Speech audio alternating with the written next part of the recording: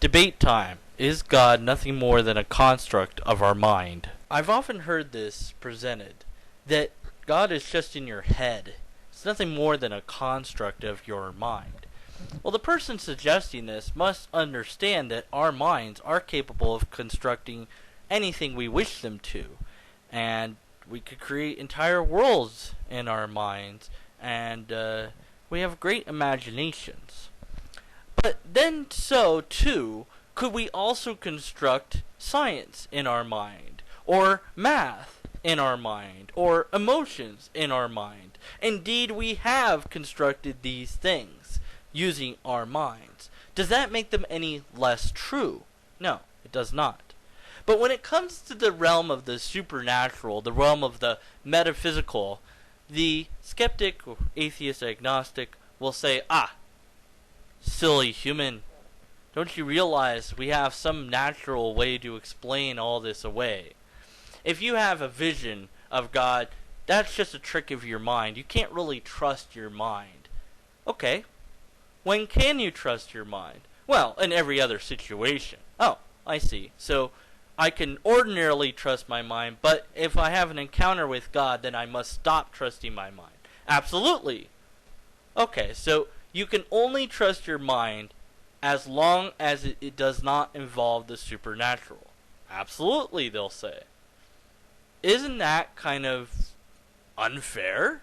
We can only trust our minds unless it becomes inconvenient to do so? Can we trust science? What if science makes an extraordinary discovery? For example, molecules. Imagine the moment that they looked into the powerful microscopes, electronic microscopes, and saw a molecule. Well, obviously we can't trust that. The machine might be tricking us. Our minds might be making it up. And in fact, in quantum physics, there's an experiment where when they try to go to measure it, the act of measuring changes the result given, and they call this the observer effect. That the observer itself is part of the experiment and changes the outcome. Well, if that's true on a bigger scale, then anything we look at, it changes the moment we look at it. Experiments of thought, just like Stroganver's cat, where until you open the box, you don't know if the cat's alive and dead, and in fact it's alive and it's dead, and it's neither and it's both, and until you open it, you don't know which one is which.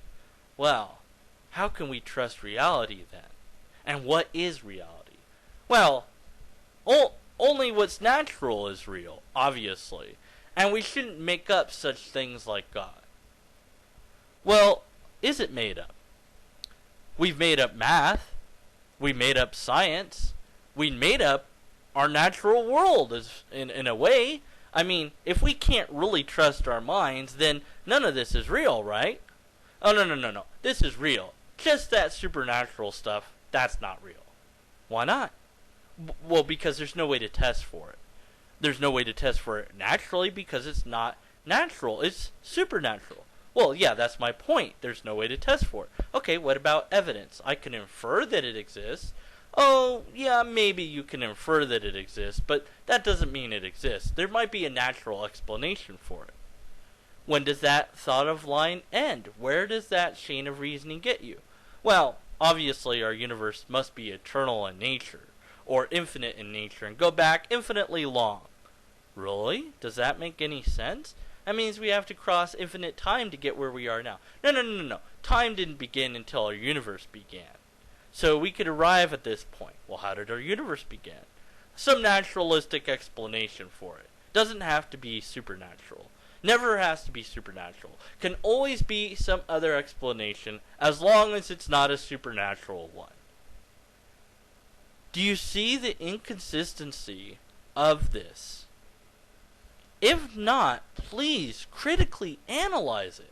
Now, somebody might say, well, don't you see the inconsistency in saying that there's always a supernatural phenomena when there can be another explanation? I challenge you. What explanation that is natural in nature would explain the sort of things that we have? That is to say, we've never found and never been able to invent a perpetual motion machine. And essentially, when you're talking about an eternal universe or an infinite universe, you're asking for some sort of event that would be a perpetual motion machine constantly producing energy, matter, time, and the physics of the universe itself. But this machine is non-contingent on anything else. This machine has unlimited power. This machine is by nature required to exist for everything else to exist. This machine is always in motion because Newton's law, once in motion it stays in motion. And if it was at rest, it could never be in motion. What sort of machine would be able to do that? No machine that I know of. This no longer sounds like anything natural to me. It sounds rather supernatural. And if this machine is doing things randomly by chance, what are the odds against this machine doing it? Things by chance that would cause our universe to be the way it is. The odds would be quite great. If this machine, however, has a will or a mind, but just a mind in a way that we couldn't understand, then the odds become 100%. If the machine is no longer a machine now, but in fact an entity that we call God. Now, the atheist, agnostic, and skeptic will just say, that's in your mind. Well then, so can everything else be in your mind. Just because it's in your mind doesn't mean it's not real. In fact, if you could conceive of a greater God in your mind, then the ultimate idea of God could always change. And if you can, in your mind, conceive of a greater idea, then it can always not exist. But if in your mind you can come up with no greater idea, and the greatest idea is then therefore God, then God must exist, because contradictions cannot happen. That is to say, unless we can come up with a greater explanation than God, then God must exist. Now, naturalists have been desperate to find such an explanation, but they failed to do so, and they failed to produce any meaningful evidence for a natural way that this could all come about. As hard as they've been trying, they will only come to the conclusion of a machine at best, and a machine would beg more questions. Who made the machine? Well, the machine by nature is eternal. Well, then it's no longer a machine. If you're going to give this natural explanation the same sort of abilities that a deity would have to have, then just call it a deity, because that's what it is. Stop running from the best explanation that we've come up with. The naturalist will always say, maybe there's some other explanation. We just haven't figured it out yet. Now, I suggest that believing that sort of thing takes just as much faith as believing in God. In fact, I suggest it takes more, because you're forever saying, well, we just don't know and perhaps never will. Whereas the theist has said, no, God exists certainly, and here's how we can know. Here's the evidence for it.